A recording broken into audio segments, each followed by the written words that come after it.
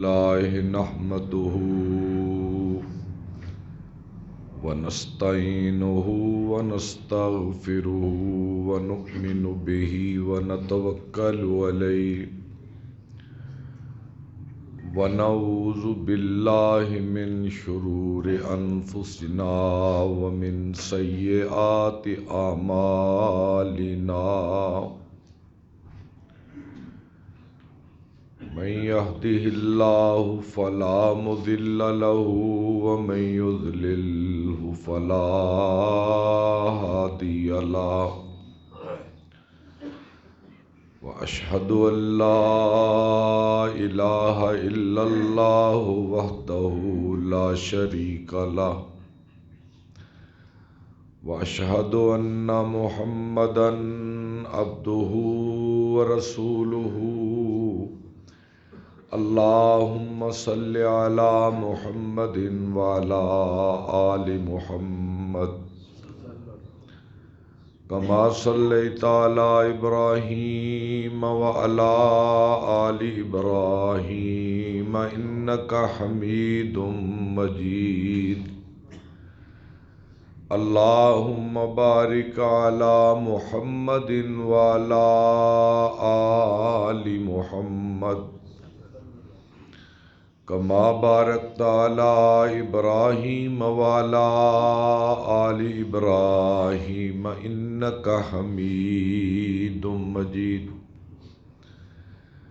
أما بعد فإن خير الحديث كتاب الله وخير الهدي هدي محمد صلى الله تعالى عليه وآله وسلم وشر الأمور محدثاتها وكل محدثة بدعة وكل بدعة ضلالة وكل ضلالة في النار ربنا اغفر لنا ولإخواننا الذين سبقونا بالإيمان ولا تجعل في قلوبنا غلا للذين آمنوا ربنا إنك رؤوف رحيم سبحان ربك رب العزة عما يصفون وسلام على المرسلين والحمد لله رب العالمين.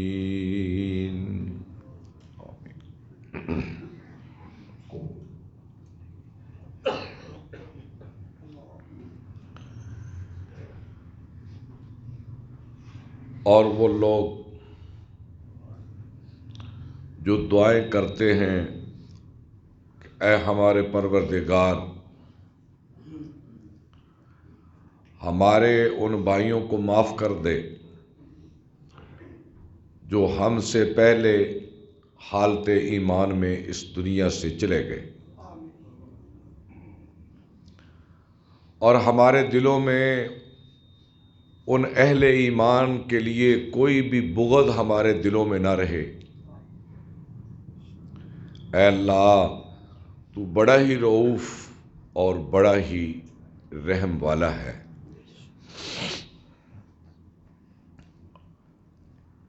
اللہ تعالیٰ کی بے پناہ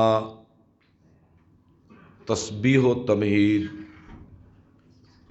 اور رسول پاک صلی اللہ علیہ وسلم کی مبارک ہستی پر ان گنت اور لاتعداد درود و سلام کے بعد میں نے پچھلے خطبہ جمعہ میں جو باتیں کہی تھیں اسی ہی کا آج تسلسل ہوگا. شاید آپ کو وہ چیزیں یاد ہیں کہ نہیں لیکن مجھے ایک ایک لفظ اس کا یاد ہے کہ میں نے کیا کہا تھا اور آج کیا کہنا ہے. آج ہم بلا وجہ اپنے آپ کو مصیبت اور پریشانی میں ڈالے ہوئے۔ حالانکہ انسان اس مادی دنیا میں جتنی بھی کوشش کرتا ہے اس کا مقصد یہ ہوتا ہے کہ اس دنیا میں مجھے چین اور سکون ملے۔ بڑا گھر بناتا ہے چین اور سکون کے لیے، آرام دہ گاڑی خریدتا ہے تو آرام اور سکون کے لیے، اور اس طرح سامان زندگی جو خریدتا اور بناتا ہے، ہر ایک کے پیچھے اس کی نیت یہ ہوتی ہے کہ اس کے ذریعے مجھے ذہنی سکون اور جسمانی سکون ملے۔ لیکن کتنی بد نصیبی ہے خود ہماری کہ ایک طرف تو ہم سکون کو تلاش کر رہے ہیں اور دوسری طرف بات بات پہ ہماری انا کھڑی ہو جاتی ہے۔ بات بات پہ ہمارا اندر کا انسان جذباتی ہو جاتا ہے، اور بات بات پہ ہم اپنے مسلمان بھائی سے الجھنے کے لیے تیار ہو جاتے ہیں، اور چھوٹی چھوٹی بات پر اپنے دلوں میں نفرت اور کینہ پالنا شروع کر دیتے ہیں۔ اور یہ کبھی نہیں ہو سکتا کہ آپ اپنے دل میں کسی کے لیے دشمنی پالیں اور وہ آپ کے لیے دشمنی نہ پالے۔ اگر آپ کسی کے لیے دل کو کینے سے بھر کے جئیں گے تو وہ آدمی بھی اپنے دل میں آپ کے لیے کینہ بھر کے جیے گا۔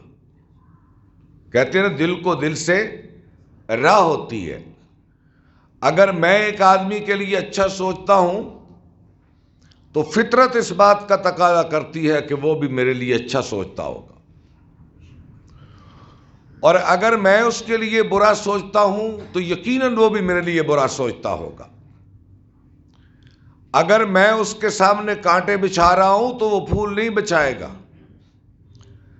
اگر میں گڑھا کھود رہا ہوں تو وہ بھی گڑھا ہی کھودے گا۔ اس دنیا کے بازار میں ہر قسم کی جنس تیار ہے، جو تم بوگے وہی تمہیں ملے گا، وہی کاٹو گے وہی تمہاری فصل ہوگی۔ اگر تم انسانیت کے لیے خیرخواہی کے جذبے لے کر جیو گے تو انسانیت آپ کے لیے بھی یقیناً خیرخواہی لے کر جیے گی۔ یہ تو ہو ہی نہیں سکتا۔ تو اس لیے مسلمان کا یہ مقام ہے، یہ اس کی ذمہ داری ہے کہ وہ ان خود ساختہ زیتوں سے اپنے آپ کو نکالے جو ہم نے اپنے اوپر سوار کر لی ہیں، اپنے دلوں میں بٹھا لی ہے۔ اور یہ کہاں سے شروع ہو جاتی ہے؟ جہاں سے مفادات ٹکراتے ہیں۔ دو سگے بھائی آپ ایک دوسرے کے خلاف مقابلے پر عدالت میں کھڑا ہوا دیکھتے ہیں۔ حقیقی بہن اور بھائی آپ دیکھیں گے عدالت میں ایک دوسرے کے سامنے کھڑے، چچا بھتیجا، ماموں اور بھانجا۔ اور یہ نوبت کب آتی ہے؟ جب مفادات میں ٹکراؤ پیدا ہوتا ہے، اور یہاں کوئی نہ کوئی غلطی پہ ضرور ہوتا ہے کہ جو کسی کا حق دبانے کی کوشش کر رہا ہے۔ آپ حقوق کو ادا کر دیں، نفرتیں خود بخود نیچے آ جائیں گی۔ مرنے والا مرتا ہے اور اب وہ وراثت چھوڑتا ہے، اس کی وراثت کی تقسیم کا موقع آتا ہے۔ اگر ہر وارث کو اس کے جثے کے مطابق، اس کے حصے کے مطابق اس کا حصہ مل جائے تو کچہریاں پھر آباد نہیں ہوتی، تھانے پھر آباد نہیں ہوتے، بہنیں ناراض ہو کر پھر گھروں میں نہیں بیٹھتی، بیٹیاں دکھ میں مبتلا ہو کر اپنے گھروں میں نہیں بیٹھتی، خاندان پھر خوش و خرم رہتے ہیں، پھر اولادوں کی باہم محبت ہوتی ہے، رشتے مضبوط ہوتے ہیں، تعلق بہتر ہوتے ہیں، کنبہ، خاندانی اور عائلی زندگی مضبوط ہوتی ہے، جو اسلام کا مطلوب اور مقصود ہے۔ آئے خاندان اس لیے ٹوٹ رہے ہیں، رشتہ داریاں اس لیے ٹوٹ رہی ہیں، رشتے اس لیے کمزور ہو رہے ہیں کہ جس کے ہاتھ میں جو آتا ہے وہ چھین کر اور کھینچ کر لے جاتا ہے، جس کے نتیجے میں پھر نفرتیں پیدا ہوتی ہیں، ایک دوسرے کی عزت پہ پھر حملہ ہوتا ہے، ایک دوسرے کے خون پہ حملہ ہوتا ہے، اور ایک دوسرے کی عزت پہ حملہ ہوتا ہے، ایک دوسرے کے مال پہ حملہ ہوتا ہے۔ ایک دن رسول کریم صلی اللہ علیہ وآلہ وسلم آپ نے بیت اللہ شریف کو دیکھا اور دیکھ کر کہنے لگے لا الہ الا اللہ، کلمہ پڑھا آپ نے، کلمے کا پہلا حصہ پڑھا آپ نے، لا الہ الا اللہ ما طیبکا ما طیب ریحکا، اللہ کے سوا کوئی الہ نہیں، اے بیت اللہ تو کتنا پاکیزہ ہے، ما اطیبکا کتنا طیب ہے تو، ما اطیب ریحکا تیری خوشبو کتنی پیاری ہے۔ یہ حدیث کے الفاظ بتاتے ہیں کہ کعبے کی مٹی کی فطرت میں اللہ نے خوشبو کو رکھا ہے،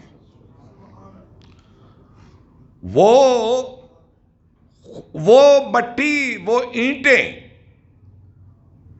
وہ کسی خوشبو کی محتاج نہیں ہے، اگر اس کو خوشبو نہ بھی لگائی جائے تو رسول پاک صلی اللہ علیہ وسلم کا جو یہ فرمان ہے نا، ما اطیب ریحکا، اے کعبہ تیری خوشبو کتنی پاکیزہ ہے اور تیری بڑی حرمت ہے، حرمت عزت کے معنی میں، اور اے کعبہ تو بڑا پاکیزہ ہے، تیری خوشبو بڑی پاک ہے اور تیری حرمت بڑی عظیم ہے۔ یہ تین چیزیں گنی آپ نے، لیکن اس کے بعد قسم اٹھائی، آپ نے قسم اٹھا کر کہا اے کعبہ اس میں کوئی شک نہیں کہ یہ جو تینوں چیزیں میں نے بیان کی ہیں نا، یہ تیرا امتیاز ہے، کعبہ تیرا امتیاز ہے، لیکن مجھے اس ذات کی کبریائی کی قسم جس کے قبضہ قدرت میں میری جان ہے کہ ایک مومن کی عزت اللہ کی نگاہ میں تجھ سے زیادہ ہے، ایک مومن کی عزت قدر اللہ کی نگاہ میں تجھ سے زیادہ ہے، اور جس طرح تیری حرمت ہے، حرمت تیری حرمت یعنی لوگوں پہ حرام ہے کیا کرنا، قبلے کی طرف پیٹھ کرنا، لوگوں پہ حرام ہے کعبے کے گرد کسی کو تکلیف پہنچانا، لوگوں پہ حرام ہے کعبے کے قریب شکار کرنا، لوگوں پہ حرام ہے کعبے کے نزدیک کسی جانور کو مارنا، لوگوں پہ حرام ہے کہ کعبے کے نزدیک اونچی آواز سے بولنا، لوگوں پہ حرام ہے کہ کعبے کو گندے ہاتھ لگانا، لوگوں پہ حرام ہے کہ وہ کعبے سے اپنے دشمن اور باپ کے قاتل کو بھی نہیں پکڑ سکتا۔ امن کی علامت اس پوری دنیا کے لیے، اور جب یہ نہ رہے گا تو دنیا سے امن اٹھ جائے گا، بلکہ آپ نے فرمایا جب کعبے کو ایک حبشی غلام، ایک حبشی بادشاہ، چھوٹی پنڈلیوں والا، چھوٹے قد والا، بیٹھی ہوئی ناک والا، چوڑے ماتھے والا، کالے رنگ والا، کدال کے ساتھ دن دہاڑے اس کو گرا دے گا، اور کسی عرب کے اندر جرات نہ ہوگی اس کا ہاتھ روک سکے، جب وہ کعبے کو گرائے گا تو اللہ قیامت کو لے آئے گا۔ اس کے ساتھ تشبیہ دی ہے ایک مومن کو، کہ مومن کو مومن سے اتنا امن چاہیے جتنا تم کعبے کو دیتے ہو۔ ایک مومن سے یہ کعبے کی دیواروں کو ڈر نہیں ہے کہ وہ اس کی اینٹیں توڑ دے گا، اس کو گرا دے گا، اس کی طرح منہ کر کے اوپر تھوکے گا، کعبے کو ڈر نہیں ہے، کیونکہ اللہ نے اس کی حرمت ہی 4 دانگیں عالم اس طرح کر دی۔ اللہ تقاضا کرتا ہے کہ کوئی مومن کسی مومن کے امن کو خراب نہ کرے، اس کا تعلق اس کے مال سے ہو، اس کا تعلق اس کی جان سے ہو، اس کا تعلق اس کی عزت سے ہو۔ لیکن آج دیکھ لے، باقی سارے کام ہمارے شرعی ہیں، ٹخنوں سے اوپر ہمارے تہبند اور شلواریں بھی ہیں، اور لباس بھی ہمارا نبوی ہے، اور ہم درود میں کوتاہی بھی نہیں کرتے، صدقہ بھی کرتے ہیں، خیرات بھی کرتے ہیں، تہجد بھی پڑھتے ہیں، توفیق دے تو اللہ حج بھی کرتے ہیں، عمرہ بھی کرتے ہیں، رمضان کے سخت اور کڑی دھوپ کے روزے بھی رکھتے ہیں، لیکن ہمارا دھیان کبھی اس طرف نہیں گیا کہ ہمارے دل کے اندر کون سی کھیتی پڑ رہی ہے، ہمارے دلوں کا حال کیا ہے، ہمارے دلوں کی کیفیت کیا ہے۔ قرآن مجید بے شک وہ لوگ جو مومن مردوں کو اور مومن عورتوں کو تکلیف پہنچا رہے ہیں، فَقَدِ احْتَمَلُوا بُهْتَانًا وَإِثْمًا مُبِينًا، تو وہ لوگ بہت بڑا گناہ بھی کر رہے ہیں اور بہت بڑے بہتان بھی لگا رہے ہیں۔ إِنَّ الَّذِينَ يُعْذُونَ الْمُؤْمِنِينَ وَالْمُؤْمِنَاتِ فَقَدِ احْتَمَلُوا بُهْتَانًا وَإِثْمًا مُبِينًا۔ اچھا جی، مومن مرد اور عورت کو تکلیف جب کوئی آدمی ہاتھ سے پہنچاتا ہے تو یہ بڑا گناہ ہے، جب زبان سے پہنچاتا ہے تو بہتان عظیم ہے۔ زبان سے حضرت عائشہ پر منافقین نے تہمت لگائی، معاذ اللہ ثم معاذ اللہ، سورہ نور اتری تو اللہ نے فرمایا اے میرے حبیب، یہ بہت بڑا بہتان لے کر آئے ہیں، یعنی انہوں نے اپنی زبان سے بکواس کر کے حرمت عائشہ پہ عرف رکھا ہے، اور یہ بہت بڑا بہتان ہے۔ آپ نے فرمایا بہت سارے لوگ اس زبان کی وجہ سے دوزخ میں اوندے کر دیے جائیں گے۔ ایک صحابی نے عرض کیا یا رسول اللہ، زبان کی وجہ سے؟ آپ نے فرمایا یہ تو بہت سارے کو دوزخ میں لے جانے کا سبب بن جائے گی، بہت سارے لوگوں کو۔ بعض اوقات آدمی بن سوچے ایسا جملہ منہ سے نکال دیتا ہے۔ میں پچھلے درس میں سوموار کے دن یہ حدیث بیان کر رہا تھا، بن سوچے ایسا جملہ منہ سے نکال دیتا ہے کہ اس جملے کی کڑواہٹ، اس کی کڑواہٹ اور اس پہ اللہ کی ناراضگی اتنی ہوتی ہے کہ اللہ کی ذات کہتی ہے لکھ دو میں قیامت تک اپنے بندے پہ ناراض ہو چکا ہوں۔ چھوٹی سی بات ہوتی ہے بظاہر، میں اس کی مثال دیتا ہوں۔ حضرت صفیہ رضی اللہ تعالی عنہا، صفیہ رضی اللہ عنہ بہت بڑے یہودی کی بیٹی تھی، سردار کی بیٹی، جنگ خیبر میں لونڈی بنی، آزاد ہوئی، حضور سے نکاح ہوا، قد چھوٹا تھا ان کا،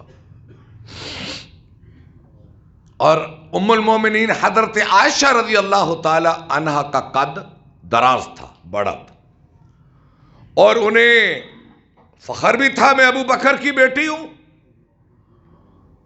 تو ایک دن انہوں نے حضرت صفیہ کے چھوٹے قد کی نقل اتاری، جیسے کوئی لنگڑے کی اتارتا ہے، کوئی اندھے کی نقل اتارتا ہے، کوئی کبڑے کی نقل اتارتا ہے، بوڑھے کی۔ اس حضرت عائشہ نے تھوڑی سی بس وہ ادا اپنائی جو چھوٹے قد والے کی ہوتی ہے۔ آپ نے فرمایا عائشہ تو نے ایسا کام کیا ہے، ایسا جملہ بنایا ہے تو نے، اگر اس کو سمندر میں ڈالا جائے تو اسے کڑوا کر دے۔ یہ اس کی میں نے ایک مثال دی ہے کہ ہم اتنی بڑی بات کہہ جاتے، کان ہی کان میں کسی کی بہن کی بات کر جاتے ہیں، کسی کی بیٹی کی بات کر جاتے ہیں، کسی کی بیوی کی بات کر جاتے ہیں، کسی کی عزت سے کھیل جاتے ہیں، اور ایک لمحے میں، ایک آن میں، ایک گھڑی میں ایسا کڑوا اور تلخ جملہ کہہ جاتے ہیں جس سے ایک بیچارے کی زندگی بھر کی عزت کی جھونپڑی ایک لمحے میں زمین پہ آ گرتی ہے۔ اور ہمارے لیے ایک مذاق ہوتا ہے، ہمارے لیے ایک فن ہوتا ہے، جی یہ میرا فنی جملہ تھا، میں نے ادرائے تمسخر کہا ہے، میں نے ادرائے مذاق کہا ہے، لیکن آپ کو یا مجھے کیا خبر کہ وہ جملہ کن راستوں سے چلتا ہوا کہاں تک پہنچ گیا۔ یہ مطلب ہے اس کا۔ اس پہ تھوڑا سا غور تو کریں۔ اور یہ سب سے بڑا صبر ہے، سب سے بڑا صبر، کہ دشمن کے خلاف بھی غلط بات آپ کے دل اور دماغ میں آئے تو اسے روکو، ہو غلط، اور اگر درست بات بھی ہے تو اس سے اس کی عزت جاتی ہے تو اس کو بھی روکو۔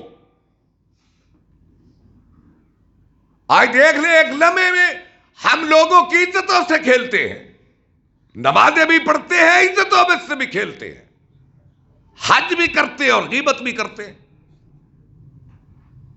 غیبت کا مطلب ہی لوگوں کی عزت سے کھیلنا ہے۔ اور بدترین شخص وہ ہے جو غیبت کو آگے پہنچاتا ہے۔ مثال کے طور پہ میں کسی کی غیبت کروں اور سننے والا اس کی غیبت اس تک پہنچائے، اسے عربی میں ذو الوجہین کہتے ہیں، دو چہروں والا، اور یہ بڑا بدترین شخص ہوتا ہے جس کے ذریعے سماج ٹوٹتا ہے، معاشرہ ٹوٹتا ہے، جس کی وجہ سے نفرتیں جنم لیتی ہیں، جس کی وجہ سے پھر قتل ہوتے ہیں، گھر کے گھر ویران ہو جاتے ہیں، نسلیں برباد ہوتی ہیں، نسلیں تباہ ہو جاتی ہیں۔ اس لیے کوئی شخص، کوئی مومن مرد اور مومن عورت کو تکلیف نہ پہنچائے، نہ پہنچائے۔ اگر کوئی یہ کرے گا وہ تو سمجھتا میں نے ایک عام سی بات کی ہے نا، او بھائی میں نے کیا کر دیا؟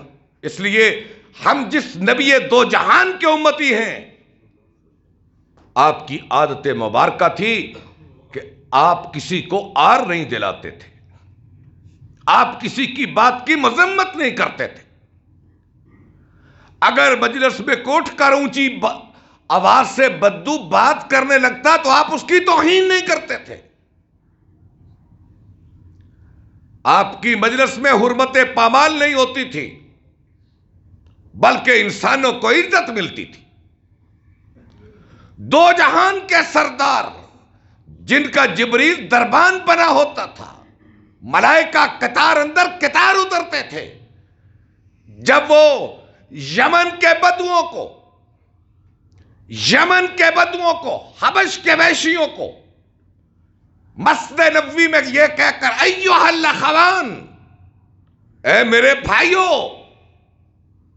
حضور جب یہ کہتے ہوں گے ایھا الاخوان، اے میرے بھائیوں، تو آپ اندازہ کریں کہ ان کی عزت زمین سے اٹھ کر آسمان تک پہنچ جاتی ہوگی۔ ایھا الاخوان، حضور یہ کہا کرتے تھے۔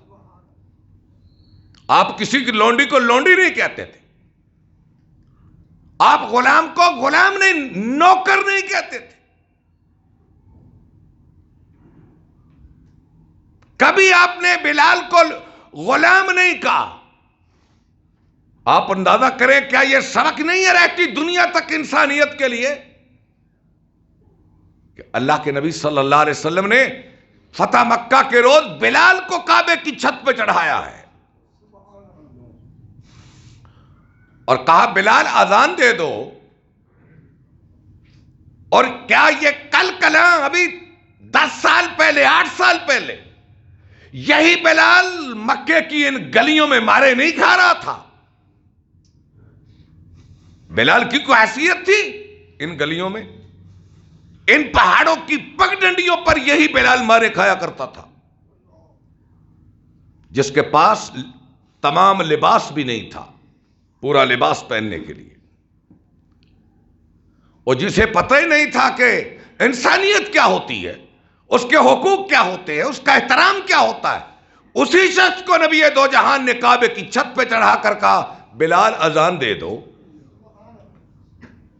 اور مکے کے سارے سردار رؤسائے قریش سارے نیچے تھے اور بلال اوپر تھا۔ یہ پیغام قیامت تک کے لیے نبی دو جہان نے انسانیت کو دیا کہ جب تم گرے پڑے انسانوں کو اٹھاؤ گے تو اللہ تمہیں بھی اونچا کرے۔ اس لیے حضور کی کسی سے ذاتی نفرت نہیں ہوتی تھی، آپ کے دل میں کسی کے لیے نفرت نہیں ہوتی تھی، آپ کے دل میں کسی انسان کے لیے آپ کینہ اور دشمنی نہیں پالتے تھے۔ آپ کی ذات کے اندر اگر کسی سے کینہ اور نفرت ہوتی تو آپ وحشی کے چہرے کو کبھی قبول نہ کرتے، آپ وحشی کے ایمان کو کبھی قبول نہ کرتے۔ آپ نے حضرت حمزہ کے قاتل وحشی کے ایمان کو قبول کیا ہے، یہ الگ بات ہے کہ اس کی شکل کو قبول نہیں کیا۔ کیا یہ مکے والوں کا جو آپ نے اسلام قبول کیا ہے ان کا، بلکہ ابو سفیان کے تاریخ میں الفاظ پڑھ کر دیکھیں کہ جب آپ کے چچا حضرت عباس بن عبد المطلب ابو سفیان کو حضور کے خیمے میں لے کر آئے نا، تو آپ فرمانے لگے ابو سفیان بتاؤ اللہ کے ایک ہونے میں کوئی شک ہے تجھے؟ کہنے لگا جی نہیں، اگر اللہ کے ایک ہونے میں شک ہوتا تو یہ جو ہمارے معبود تھے آج ہمارے کام آتے، وہ تو کام ہی نہیں آئے، وہ تو سر جھکا کے بیٹھ گئے۔ اللہ کی فوج در فوج مکے میں داخل ہو گئی۔ تو آپ نے فرمایا ابو سفیان میرے بارے میں کیا خیال ہے؟ میرے بارے میں اللہ کا رسول ہوں یا نہیں؟ کہنے لگا ابھی مجھے شک ہے، تاریخ پڑھ کر دیکھ۔ کتنے غصے والا جملہ ہے اس کا کہ مکے کے فاتح جن کے ہاتھ میں ان کی تقدیر ہے کہ ابھی یہ قطاروں کے اندر سر جھکائے کھڑے ہوں گے اور ثقلین کے تاجدار ان کے مقدر کا فیصلہ کریں گے کہ اب ان کے ساتھ کیا کیا جائے، ان کو پھانسیوں پر لٹکایا جائے، ان کو قتل کیا جائے، ان کو جلا وطن کیا جائے، ان کی جائیدادیں ضبط کی جائیں، ان کی عورتوں کو لونڈیاں بنایا جائے، ان کے بچوں کو غلام بنایا جائے۔ حضور فیصلہ کرنے والے ہیں۔ تو ابو سفیان کیا کہتا ہے؟ مجھے ابھی بھی شک ہے۔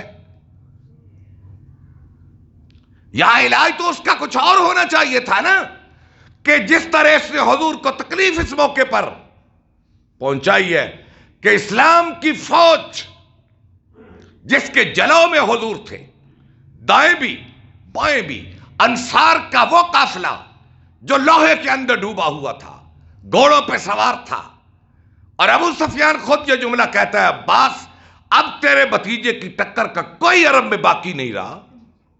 لیکن اپنا جملہ یہ ہے، آپ نے فرمایا عباس اے چچا اس کو لے جاؤ، صبح پھر لے کے آنا، اور مسکرا کر کہا اے عباس چچا رسول اللہ ابو سفیان کو لے جاؤ، کل صبح پھر لے کے آنا۔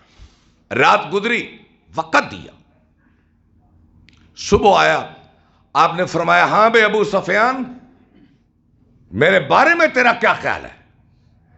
کہنے لگا جی اب مجھے یقین ہو گیا ہے کہ آپ بھی اللہ کے رسول ہیں۔ آپ نے فرمایا عباس اعلان کر دو جو ابو سفیان کے گھر میں چلا جائے گا ہم اسے بھی معاف کر دیں گے۔ کیا معاذ اللہ ثم معاذ اللہ حضور کے اندر منافقت تھی؟ کہ ابو سفیان کا کیا خوف تھا؟ بارگاہ نبوت میں کیا ڈر تھا اس کا؟ کیا پرواہ تھی اس کی؟ ان لوگوں سے حضور کی کوئی دشمنی نہ تھی، آپ کے سینے میں ان کے لیے کوئی بغض نہ تھا۔ حالانکہ ابو سفیان کے وار احد کے دن دیکھو کتنے کاری تھے، کتنے صدمہ پہنچا حضور کو، 70 لاشیں اٹھانا پڑے، خود زخمی ہوئے، اور 70 قیمتی جوہر احد کے دن شہید ہو گئے، لیکن آپ نے کسی کے لیے نفرت کا اظہار نہیں کیا۔ یہ پیغام دیا کہ لوگوں، میں دنیا پہ جس دین کو لے کے آیا ہوں اس کا پیغام یہ ہے کہ کوئی مومن، کوئی مسلمان کسی مسلمان کے لیے اپنے دل میں نفرت اور دشمنی نہ رکھے۔ اچھا، یہ تو جو میں مسئلے کر رہا ہوں نا، ذرا خود بھی، میں بھی، آپ بھی اپنے دل میں تھوڑے سے وقت کے لیے دلوں میں جھانک کر دیکھیں کہ یہ جو ہمارے اندر، اسے عربی میں تو انقباض کہتے ہیں، تنگ دلی، ہمارے دل تنگ ہو رہے ہیں، کبھی حسد سے، کبھی بغض سے، کبھی اناد سے، کبھی دشمنی سے، کبھی نفرت سے، ایک دوسرے سے، اور اس کی وجہ سے ہم خود تنگ کتنے ہیں،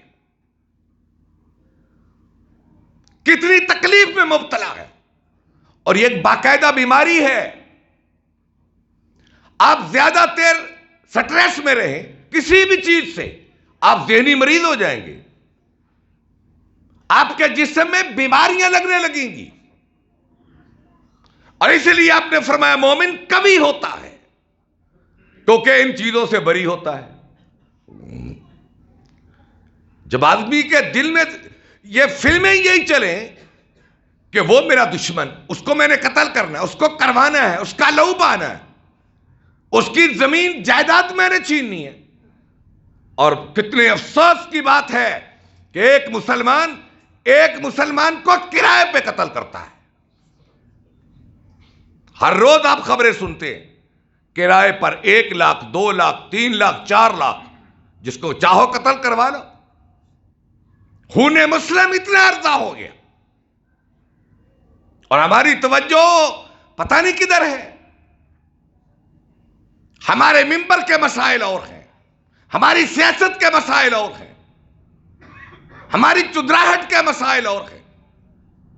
جتنا ذمہ دار طبقہ ہے، جتنا طاقتور طبقہ ہے، ان کی انا کے مسئلے ہیں، ان کی چدراہٹ کے مسئلے ہیں۔ ان کی چدراہٹ کی راہ میں جو حائل ہوئے اسے قتل کروا دو، انہیں قتل کروا دو، کیونکہ میں علاقے کا چودھری ہوں، میرے سامنے جو کھڑا ہو قتل کر دو۔ ہوتے ہیں لیکن کوئی بولتا نہیں ہے، اور ہمارے اندر تو اتنی بھی اخلاقی جرات نہیں کہ ہم مظلوم کے ساتھ کھڑے ہو جائیں اور ظالم کی مذمت کر سکیں۔ ہم تو ظالم کے ہاتھ مضبوط کرتے ہیں کہ یہ چودھری صاحب ہیں، کل ان سے کام پڑے گا، یہ ہماری مشکل آسان کرے گا، جس کے نتیجے میں طبقاتی فرق پیدا ہوتا ہے، پھر نفرتیں جنم لیتی ہیں۔ میں نے جو سورہ حشر کی آیت پڑھی ہے نا، اس کا ترجمہ کر کے اپنی بات کو آگے لے جا کر ختم کرتا ہوں، وقت ہو چکا ہے۔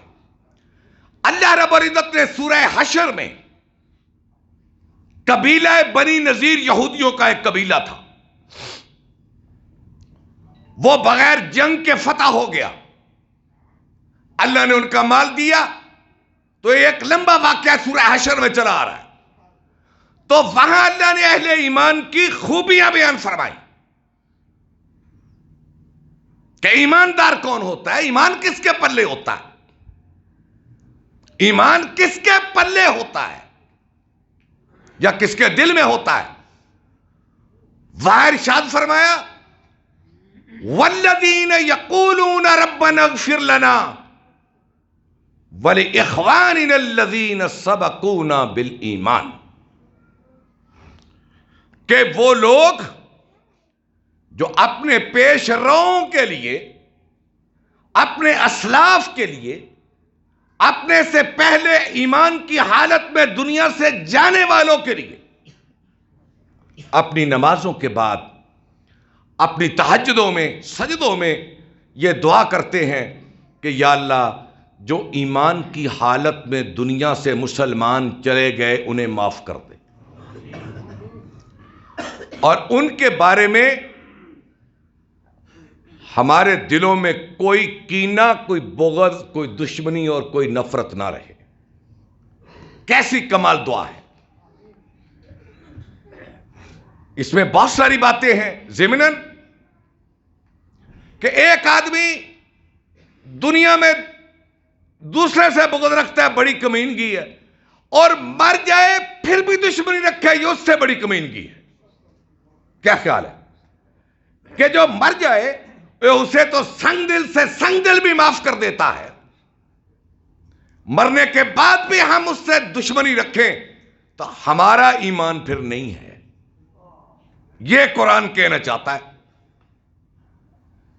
پھر ہمارا ایمان نہیں ہے کہ ہم، جائز تو یہ بھی نہیں کہ مسلمان زندہ مسلمان سے دشمنی رکھے، لیکن بہت بڑی کمینگی ہے کہ جب اہل ایمان دنیا سے چلے جائیں اپنے کسی مفاد کی خاطر اس کے ساتھ دشمنی رکھیں، اور اس سے بڑی کمینگی ہے کہ مرے ہوئے اہل ایمان پہ آدمی کوئی لان تان کرے، کہ اس سے بڑی کمینگی ہے۔ اگر کوئی آدمی اپنے ایک مسلک کے احیاء کے لیے، ایک مسلک کے احیاء کے لیے صحابہ کرام پہ لعنت کرتا ہے، اس کی کمینگی کا اندازہ کر لیا۔ میں آیت کی روشنی میں بات کرتا ہوں، مسلک کی بنیاد پر نہیں۔ میں تو جب بھی دعا کروں گا کہوں گا یا اللہ ابو بکر کے درجے بلند فرما، عمر کے درجے بلند فرما، عثمان و ابو بکر و علی کے درجے بلند فرما، اہل بدر کے درجے، یہ تو میں دعا کروں گا، کیونکہ ان کی قربانیوں سے یہ مسجدیں آباد ہیں، ان کی قربانیوں سے آج ایمان کا وجود قائم ہے، ان کے لاشوں پہ تیر کر دین ہم تک پہنچا ہے۔ بلکہ یوں کہیے کہ صحابہ کے جسموں سے جو لہو نکلا، اس کی ندی نالیاں چلیں، اس پہ تیر کر دین آج ہم تک پہنچا ہے۔ ان کی گردنیں نہ کرتی، ان کا لہو نہ گرتا تو آج بر صغیر کے ان علاقوں میں یہ منبر نہ ہوتے، یہ محراب نہ ہوتے، یہ گنبد اور مینار کبھی نہ ہوتے۔ یہ مندروں کی جگہ تھی، یہ گرجوں کی جگہ تھی، یہ تو کلیساؤں کی جگہ تھی، یہاں بھی صحابہ کا لہو پہنچا ہے۔ اور اتنے بڑے محسنوں سے کسی خاص مقصد کی خاطر معاذ اللہ ثم معاذ اللہ میری زبان نقل کفر، کفر نباشد، خاکم بدہن، میرے منہ میں مٹی، اگر میں آج صحابہ کے بارے میں اپنے دل میں نفرت کر کے ان پہ لعنت بھیجوں، مجھ سے بڑا کوئی کمینہ دنیا میں موجود نہیں ہے۔ بڑی دلچسپ حدیث ہے، حضرت ابو ذر اس کے راوی ہیں، سنن نسائی کی یہ روایت ہے۔ حضرت ابو ذر کہتے ہیں، حضرت انس کہتے ہیں، حضور تشریف فرما تھے، صحبت فیض مصطفیٰ بانٹا جا رہا تھا، تو عبداللہ بن عمر بن عاص، عمر بن عاص کا بیٹا، کم عمر، عبداللہ بن عمر، عبداللہ بن عباس اور عبداللہ بن عمر بن عاص، یہ صحبت رسول میں حدیث لکھا کرتے تھے اور بچے تھے، اور محدث صحابہ میں سے ہیں عبداللہ بن عمر بن عاص، عبداللہ بن عمر اور عبداللہ بن عباس۔ عبداللہ بن عباس کا قرآن پہ کام ہے، عبداللہ بن عمر اور عبداللہ بن عمر بن عاص کا حدیث پہ کام ہے۔ تدوین حدیث کے حوالے سے آپ پڑھتے ہیں، پہلا کتابچہ عبداللہ بن عمر بن عاص نے لکھا تھا۔ عبداللہ بن عمر بن عاص کہتے ہیں، میں بچہ تھا، میں حضور کی مجلس میں تھا، آپ نے فرمایا بھائی ابھی ابھی جو آ رہا ہے یہ جنتی ہے۔ کیا روحانی منظر ہوں گے جب وجود حضور موجود ہوگا، وحی اترتی ہوگی، جبریل پیغام خدا لے کے حضور پہ آتا ہوگا اور زبان نبوت بشارتیں دے رہی ہوگی، تو کیا منظر ہوگا اس ایمانی، اس قرآنی، اور اس روحانی منظر کو میں کن الفاظ میں بیان کروں، میرے پاس تو الفاظ نہیں ہیں۔ مجلس تمام ہوئی، صحابہ اٹھ کے چلے گئے۔ اگلا دن پھر مجلس قائم، آپ نے فرمایا اب جو آئے گا یہ جنتی ہے۔ تو پھر کل والا آدمی آیا، پھر وہی کل والا آیا۔ تیسرا دن گزرا، آپ نے فرمایا جو ابھی آئے گا جنتی ہے۔